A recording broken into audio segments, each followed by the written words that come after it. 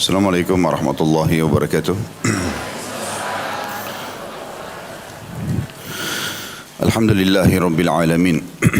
Segala puji dan puja kepada Tuhan alam semesta, satu-satunya pencipta, pemilik, penguasa, raja yang sebenarnya, yang selalu saja rahmatnya luas bagi orang yang beriman tentang keberadaannya, dan juga amat berat siksaannya bagi orang yang membangkang dan kufur.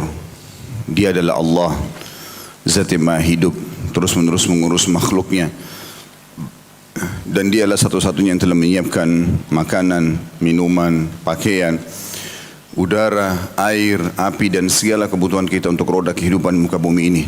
Dan Allah sebagai pencipta memerintahkan kita untuk beriman tentang keberadaannya, lalu menikmati fasilitas tersebut dan bersyukur kepadanya.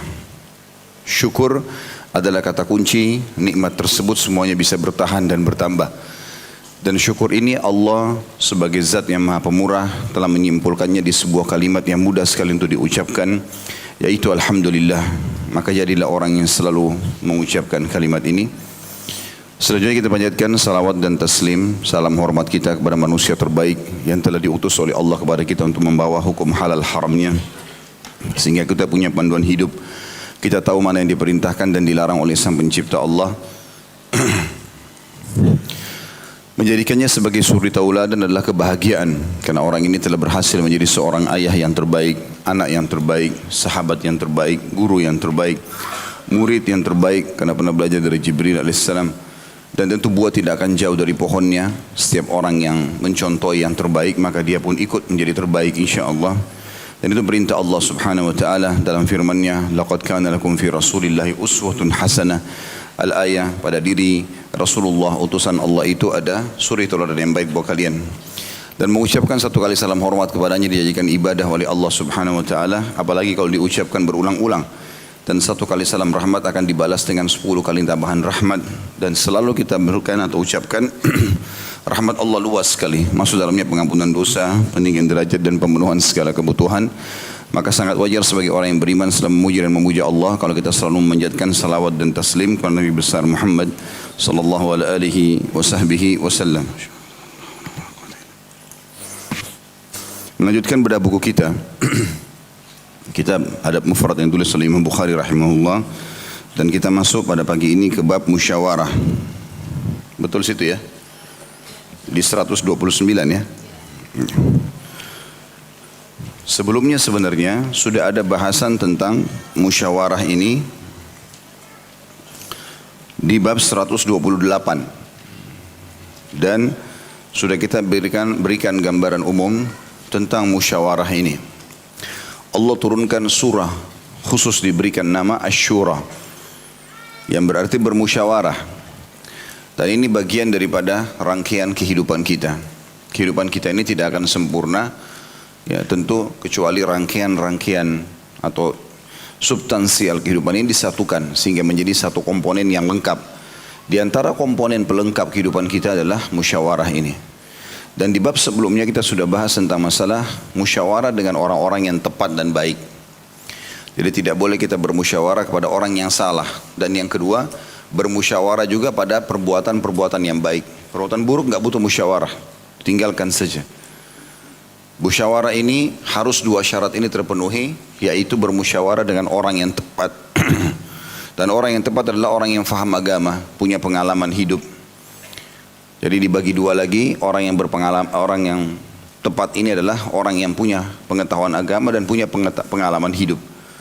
Jangan bermusyawarah dengan orang yang tidak punya ilmu agama, karena dia akan arahkan kita sesuai dengan pola fikir dia. Walaupun dia sukses di bidang ekonomi misalnya, ada seorang pengusaha non-muslim, maju sukses, lalu kita bermusyawarah dengan dia. Ini ada kekeliruannya, karena kalau dia menggunakan sistem kapitalis, dia akan menganjurkan kita untuk itu.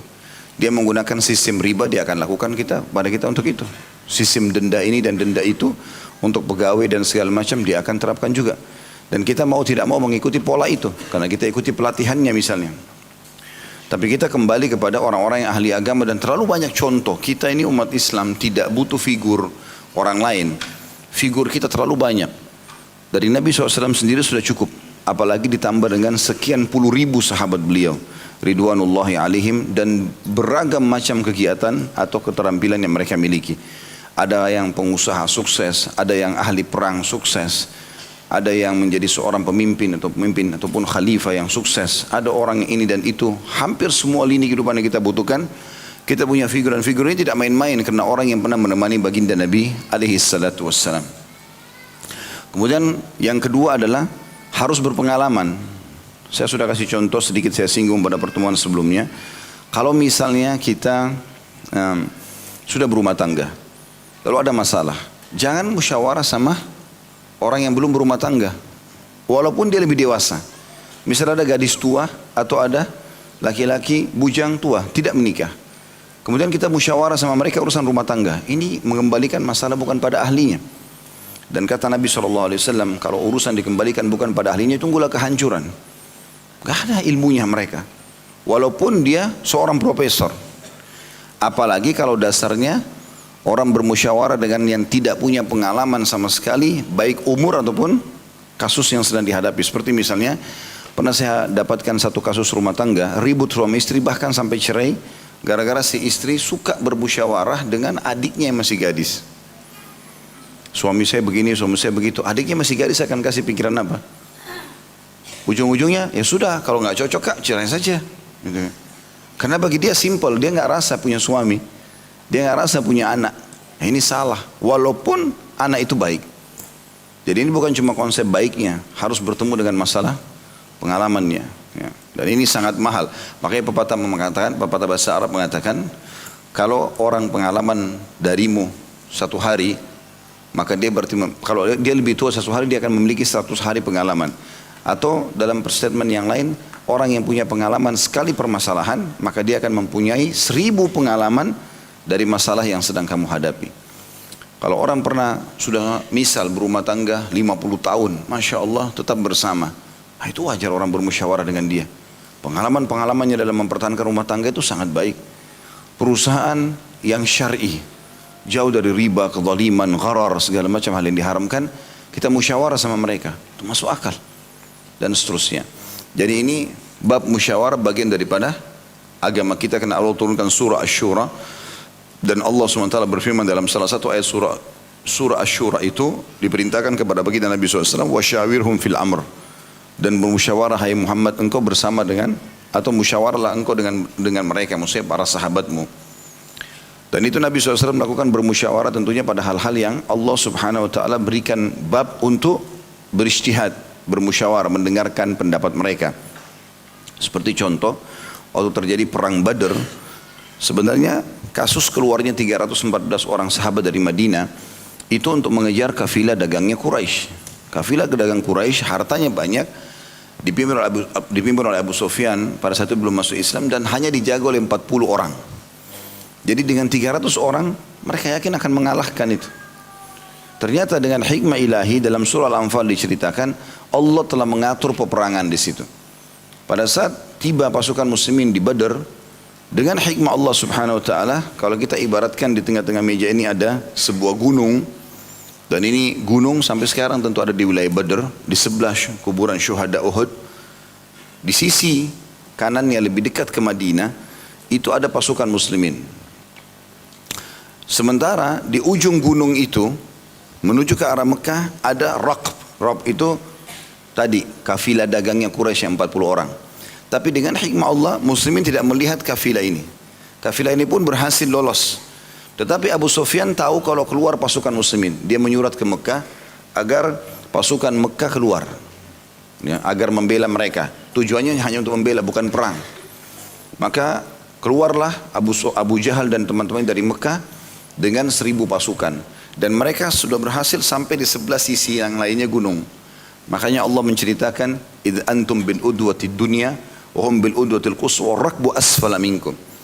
Ingatlah kata Allah kejadian di Badar, pada saat kalian berada di sisi satu gunung dekat dengan Madinah, dan mereka Quraisy berada di sebelah yang lainnya, sementara kafilah dagang telah lewat dari kalian.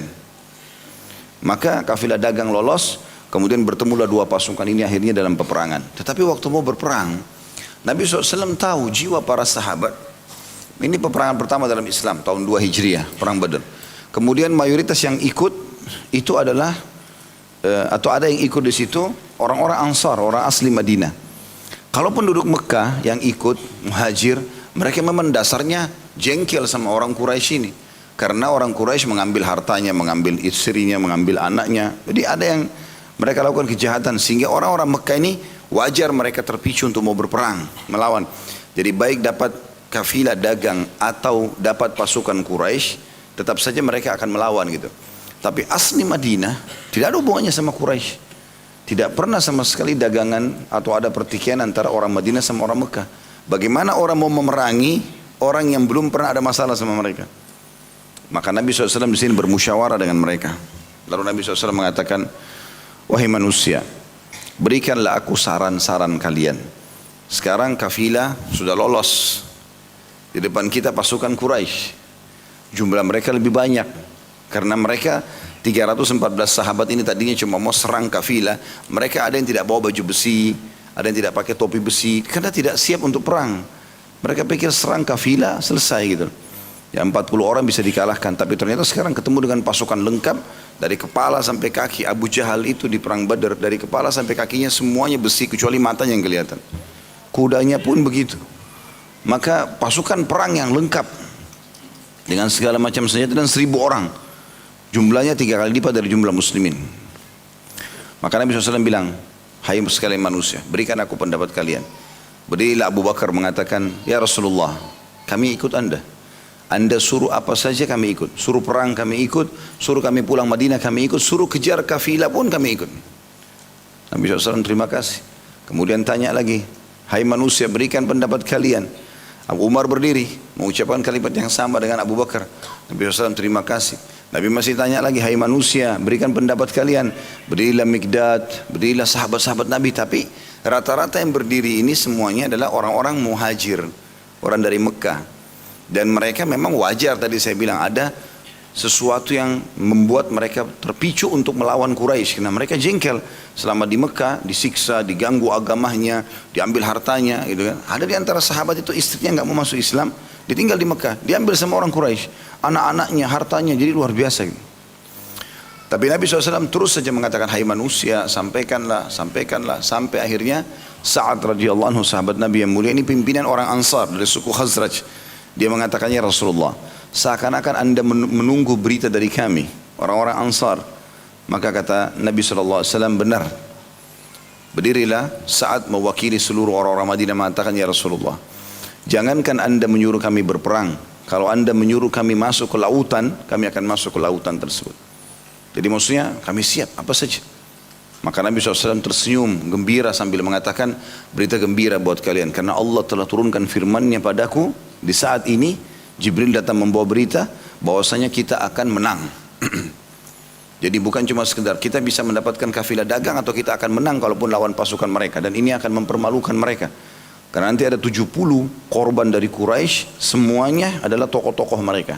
Di antaranya Abu Jahal, Umayyah bin Khalaf, dan banyak yang lainnya yang memang dasarnya Syaibah, Walid.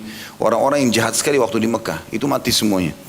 Dan ini berita yang luar biasa, pukulan bagi orang-orang Mekah pada saat itu. Saking banyaknya tokoh-tokoh Quraisy yang mati, sampai di Mekah tertinggal satu orang saja masih hidup, Abu Sufyan. Ya, yang memimpin kafilah tadi. Yang lain semua orang tua sudah meninggal, tinggal anak-anak muda saja.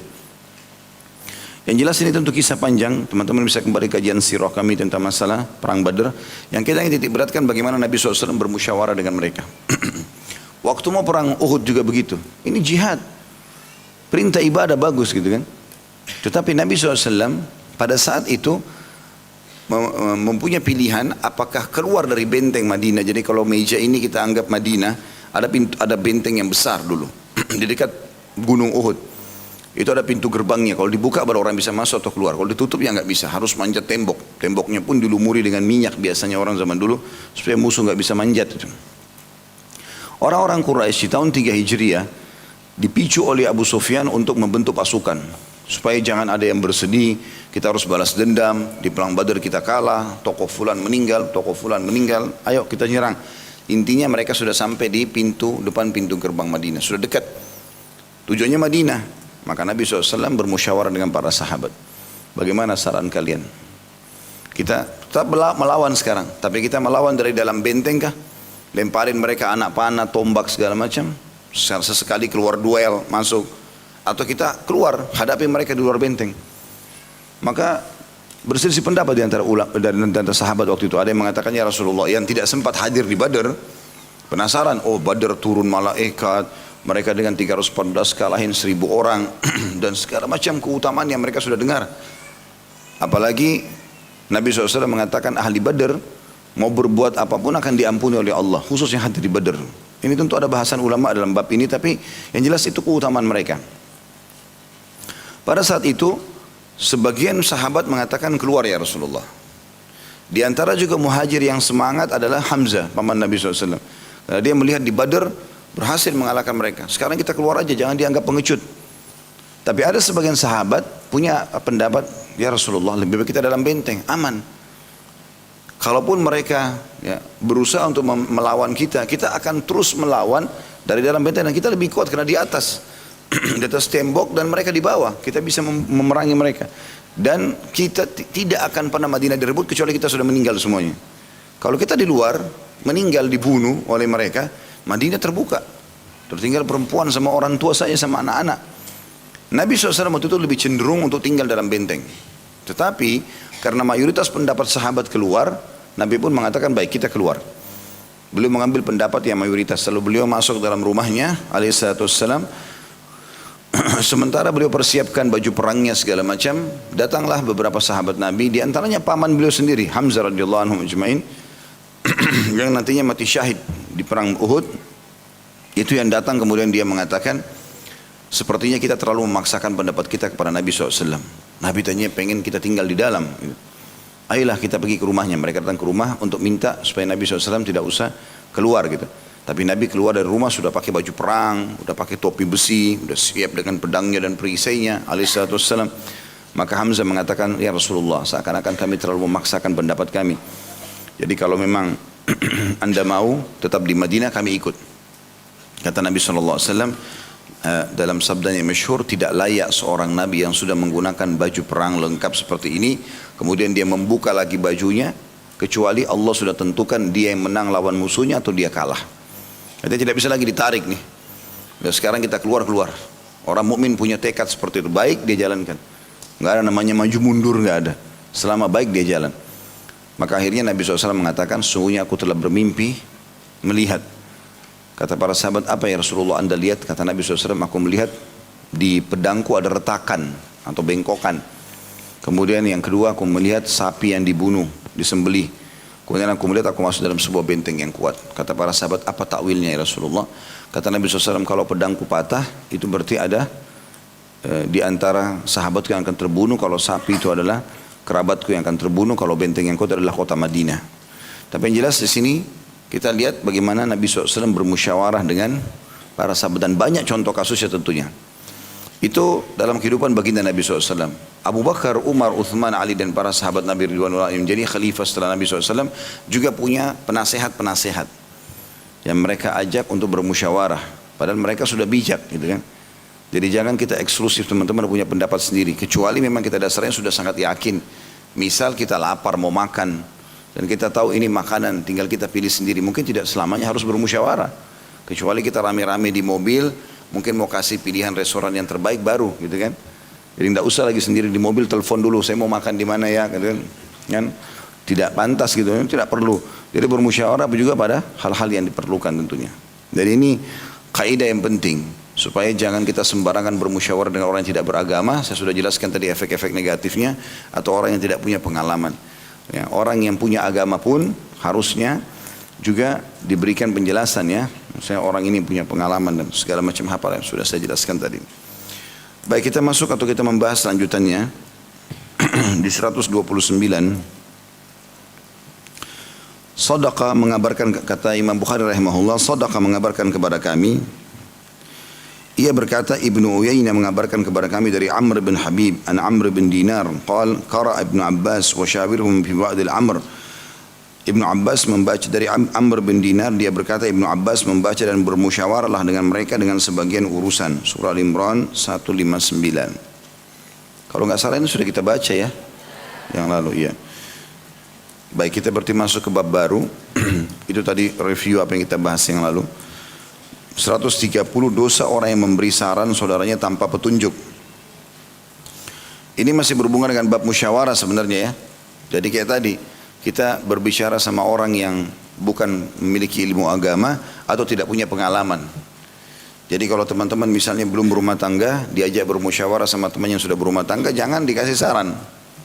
Tidak usah kasih saran karena kita nggak ada ilmunya. Walaupun kita paham secara teori beda. Nah, orang bisa memahami teori itu, tetapi belum tentu dia bisa mempraktekkan pada saat bertemu dengan kasus lapangan. Imam Bukhari berkata, hadis nomor 259, Abdullah bin Yazid mengabarkan kepada kami, ia berkata, Sa'id bin Abi Ayyub mengabarkan kepadaku, ia berkata, Bakar bin Amr mengabarkan kepadaku dari Abu Uthman Muslim bin Yasar an Abi Hurairah radhiyallahu anhu qala Nabi sallallahu alaihi wasallam man taqawwala alayya ma lam aqul falyatabawwa maq'adahu minan nar wa man istasharahu akhuhu al-muslim fa ashara alayhi bighairi rushdin faqad khanah wa man uftiya futiyan bighairi thabtin fa ithmuhu ala man afnah atau aftah. Terjemahan dari Abu Hurairah radhiyallahu anhu, ia berkata, Nabi SAW bersabda, barang siapa berbicara mengatasnamakan aku, maksudnya Nabi SAW, sesuatu yang tidak aku ucapkan, maka hendaklah dia bersiap menempati tempat duduknya di neraka. Dan barang siapa dimintai pandangan oleh saudaranya sama muslim, lalu ia memberinya saran tanpa suatu petunjuk yang baik, maka ia telah berkhianat kepadanya. Dan barang siapa diberi fatwa tanpa dasar yang benar, maka dosanya ada pada orang yang memberi fatwa kepadanya. Kandungan hadis ini dua buah ditulis di sini. Yang pertama, ancaman keras bagi orang yang meriwayatkan hadis-hadis yang dipalsukan atas nama Nabi SAW. Dan yang kedua, peringatan agar tidak berfatwa tanpa didasari ilmu. Kita bedah hadis ini. Nabi SAW mengingatkan dalam hadis ini 3 poin penting yang dijadikan sebagai pelajaran. Yang pertama, tentang potongan hadis man taqawwala alayya ma lam aqul. Siapa yang coba-coba menyampaikan pembicaraan atau penyampaian atau ilmu yang dinisbatkan kepadaku apa yang belum pernah aku ucapkan, maksudnya mengarang-arang ajaran Nabi SAW. Nabi bersabda, Nabi bersabda, sebenarnya tidak gitu. Maka falyatabawa maq'adahu minan nar, dia tinggal milih saja tempatnya di neraka. Di sini ada pendapat ulama merincikan masalah ini. Yang dimaksud adalah orang yang menganggap remeh atau memang sengaja niatnya mau menipu.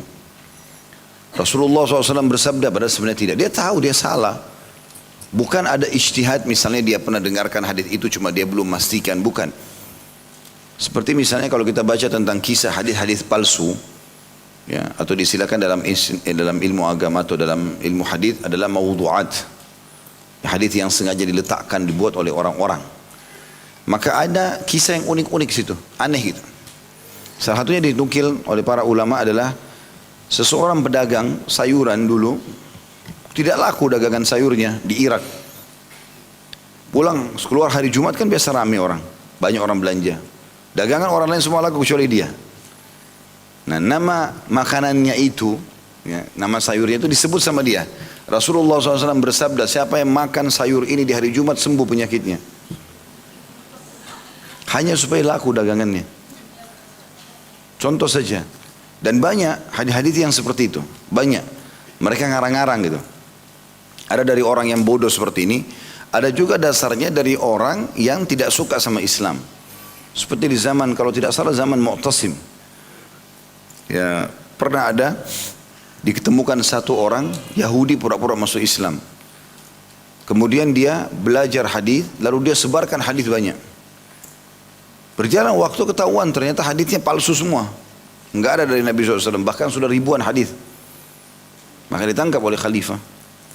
Lalu didatangkan, dihakimi di depan singgasananya khalifah. Khalifah mengatakan, bagaimana bisa kau berani-beraninya mengarang-arang hadis ini? Nabi kami. Sementara kau ini adalah seorang Yahudi, ketahuan. Maka dia bilang, begitulah yang saya inginkan. Memang dia mau begitu. Dia mau nyebarin berita dusta di tengah-tengah muslimin gitu. Maka kata khalifah waktu itu, kalau begitu saya akan membunuhmu. Dia bilang biar anda membunuh saya, tapi saya sudah mengarang-arang 1000 buah hadis palsu. Dia silakan dengan 1000 bisa lebih bisa kurang, ya, saking banyaknya. Maka kata khalifah pada saat itu, kami tidak pernah gentar karena kami memiliki Ahmad bin Hanbal dan Yahya bin Ma'in. Dua ini ulama hadis, dua orang yang bersahabat. Ahmad bin Hanbal ulama madhab yang salah satu dari 4 madhab yang 4, dan beliau juga ulama hadis, dan Yahya bin Ma'in sahabat dekatnya Ahmad bin Hanbal. Dua-duanya ahli hadis. Maka beliau mengatakan khalifah kami memiliki Ahmad bin Hanbal dan Yahya bin Ma'in yang akan menyortir hadis palsumu itu. Dan memang betul subhanallah. Sampai hari ini di zaman kita sekarang terpisah benar tuh mana hadis palsu mana hadis yang benar. Bahkan terkarang banyak sekali buku-buku tentang hadis palsu. Inilah hadis palsu semua, jangan dibaca, jangan didengar, jangan seperti itulah. Nah, kalau ada orang sengaja melakukan perbuatan ini, dia dosa. Ini yang dimasukkan pilih tempatnya di api neraka. Mirip juga pernah di salah satu masjid jami' di Irak. Rupanya ada orang ceramah, dia ceramah segala macam, dan dia bilang, saya telah mendengarkan dari Ahmad bin Hanbal dan Yahya bin Ma'in bahwasanya fulan dari sahabat Nabi, dari Rasulullah SAW. Rasulullah bersabda begini. Kebetulan dengan hikmah Allah di masjid itu datang Ahmad bin Hanbal, ada Yahya bin Ma'in, ada datang ke masjid itu, dan pas pengajiannya lagi berjalan. Terus Ahmad bin Hanbal balik kepada Yahya bin Ma'in sahabatnya, kau kenal orang ini? Enggak. Tak, Yahya bin Ma'in kembali tanya Ahmad, kau kenal? Enggak, saya enggak kenal. Datanglah kedua orang ini ke sana. Hai fulan, apa kau kenal Ahmad bin Hanbal dan Yahya bin Ma'in? Oh iya, itu guru saya. Padahal yang bicara ini orangnya. Zaman dulu kan nggak ada medsos, nggak ada foto, orang nggak tahu mukanya. Orang main ngaku-ngaku saja. Kata Ahmad bin Hanbal, saya Ahmad bin Hanbal. Yahya bin Ma'in bilang, saya Yahya bin Ma'in. Kami nggak pernah kenal kamu, nggak pernah kau hadiri pengajian kami. Maka karena dia malu, akhirnya dia mengatakan, apakah Ahmad bin Hanbal dan Yahya bin Ma'in cuma kalian berdua? Untuk membenarkan maksudnya. Jadi ini aneh ya. Ya seperti itulah, mereka memalsukan banyak hadis. Nah, kalau seperti ini yang masuk dalam ancaman Nabi alaihissalam. Tapi kalau misalnya ada seseorang di antara kita, dia tidak niat untuk memalsukan hadis Nabi. Dia pernah dengar di sebuah pengajian, ada seorang sampaikan, dan dia yakin itu benar. Lalu dia sampaikanlah dengan niat baik, gitu kan? Tidak ada niat untuk mendustakan Nabi alaihissalam. Maka insya Allah tidak masuk dalam ancaman ini. Makanya teman-teman, lebih baik kalau kita pastikan tentunya. Tapi biasa terjadi kekeliruan. Ya, maka ini tidak masuk insya Allah kalau tidak dia niatkan keburukan. Dan segera dia tarik. Kalau memang sudah ada penyampaian, oh itu ternyata hadis yang tidak benar atau apa, dia berhenti, gitu kan? Dia tarik itu. Nah, itu sering terjadi tentunya. Sering terjadi di kalangan para ulama kita yang akhirnya menarik, mengatakan ternyata hadis itu begini dan begini, diluruskanlah oleh mereka dalam fatwa-fatwanya gitu. Jadi ini yang potongan yang pertama. Potongan yang kedua, wa man istasyarahu akhuhu muslim fa asyara alaihi bighairi rusydin faqad khana. Ini yang peringatan yang kedua. Siapapun yang diajak bermusyawarah dengan saudaranya muslim, lalu dia memberikannya isyarat, ya, atau jawaban atau gambaran tanpa punya ilmu, maka dia telah mengkhianatinya.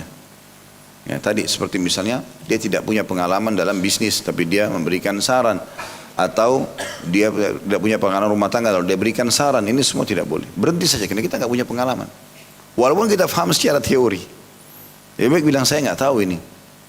Karena kalau kita bicara nanti takutnya salah, gitu kan?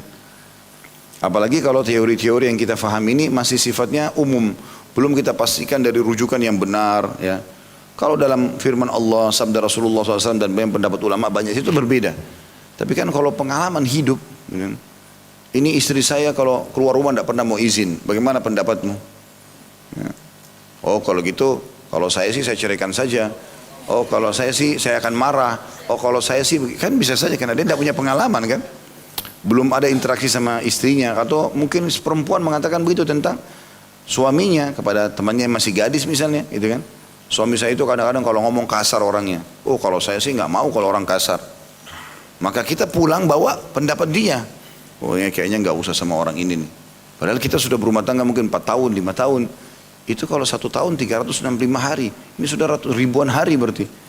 Bisa 1400 hari kita tinggal sama dia.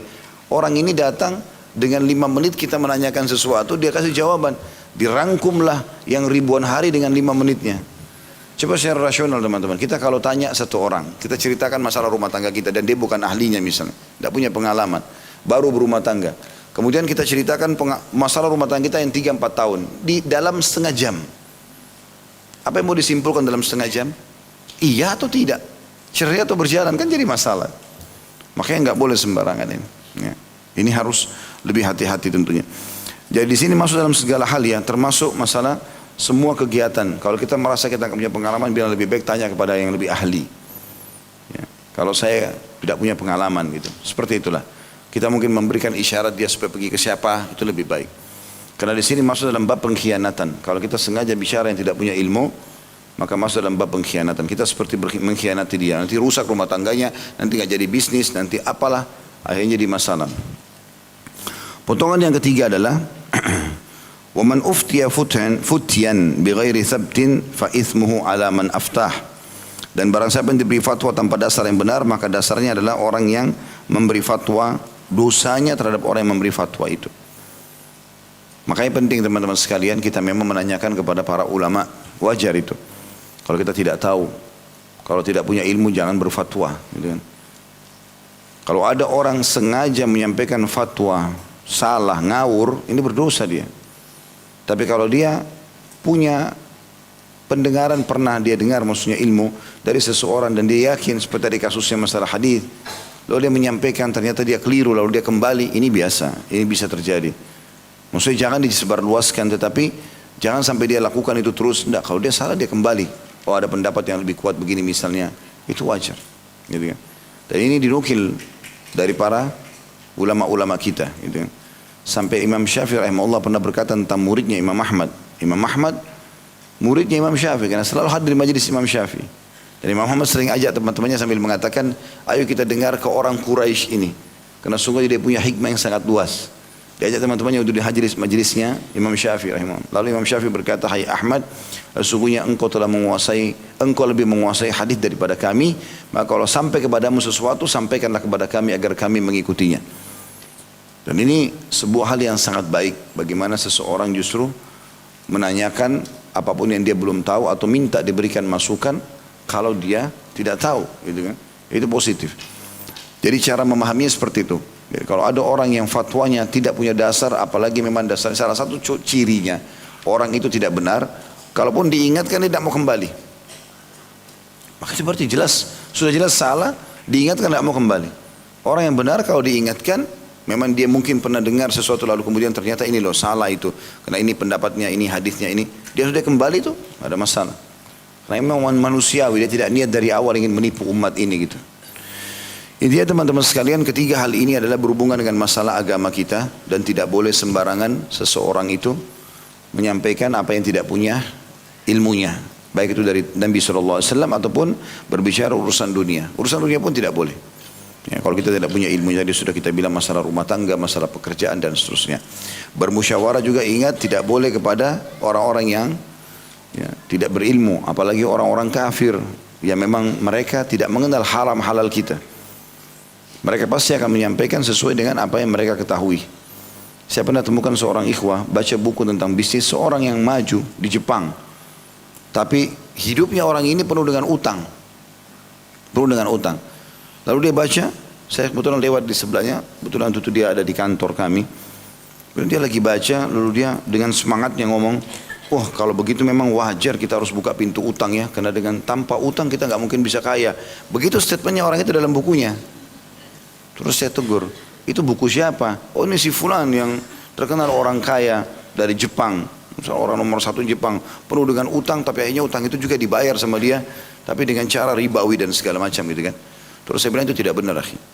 Karena Islam melarang kita membuka pintu utang kecuali darurat. Sudah tahu hadisnya yang kata Nabi SAW, kalau orang mati syahid pun terbunuh di medan perang, jelas-jelas dia datang beriman lalu ditusuk oleh musuh, mati syahid, itu pun dengan ikhlas dia baru bisa mati syahid, diampuni semua dosanya kecuali utangnya. Bagaimana bisa antum buka pintu utang? Nggak boleh. Lebih baik daripada utang, kita mulai dulu mengajak dia partner bisnis. Misalnya kita punya ide, ini saya punya ide mau buka ini, mau buka ini, mau buka ini. Kita ajak datang kepada seorang yang punya harta, ajak dia untuk partner bisnis, itu lebih masuk akal. Gitu kan? Atau kalau kita buka pintu utang, betul-betul kita menganggap ini bukan sebuah proyek bisnis. Ini murni misalnya kita mau beli rumah, mau beli mobil, mau beli apa, dan kita perlu. Lalu kita datang kepada seorang saudara kita muslim yang punya harta, tolong bantu saya, pinjamkan begini-begini. Dan dia akan mendapatkan pahala tentunya. Karena kata Nabi SAW, ya, siapa yang mengutangkan saudaranya muslim, atau memberikan tenggang waktu, atau memaafkannya, maka dia akan dapat naungan Allah di hari kiamat. Tidak ada naungan kecuali naungannya.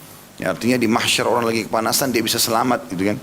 Bersama dengan 7 golongan yang lain yang disebutkan dalam hadits lain, kayak pemimpin yang adil, 2 orang saling mencintai karena Allah, orang yang berinfak dengan tangan kanan tangan kiri yang enggak tahu, orang yang menangis sendiri mengingat Allah, orang yang menjauhi perzinahan dan seterusnya. Maka ini juga termasuk di dalamnya gitu. Dan ini pinjaman seakan-akan kita meminjamkan di jalan Allah Subhanahu wa taala. Dan ini Allah mengatakan man dalladzi yuqridullah qardan hasanan fayudha'ifahu lahu adha'afan katsira. Siapa yang meminjamkan di jalan Allah, maka Allah pun akan melipat gandakan pinjaman tersebut.